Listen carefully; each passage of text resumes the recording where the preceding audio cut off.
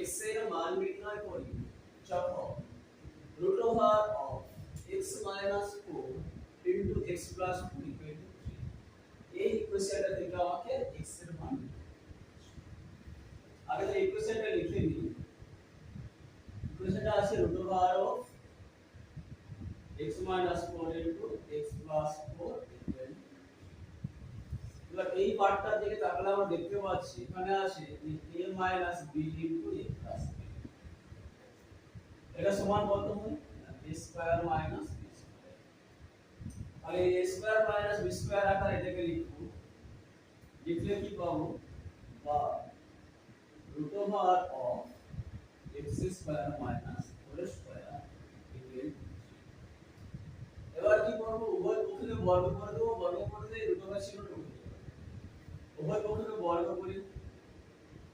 বা x square minus 4 square equal to 9 ব্র্যাকেটে কি লিখব উভয় পক্ষকে বর্গ করে পাই এটাকে লিখতে পারি বা x স্কয়ার সমান 9 প্লাস 4 স্কয়ার ইকুয়াল টু 16 বা x স্কয়ার ইকুয়াল টু 25 বা x equal to root over of 25 অতএব x সমান প্লাস মাইনাস 5 আমাদের x এর মান বের করতে দিয়েছিল আমি x এর মান বের করেছি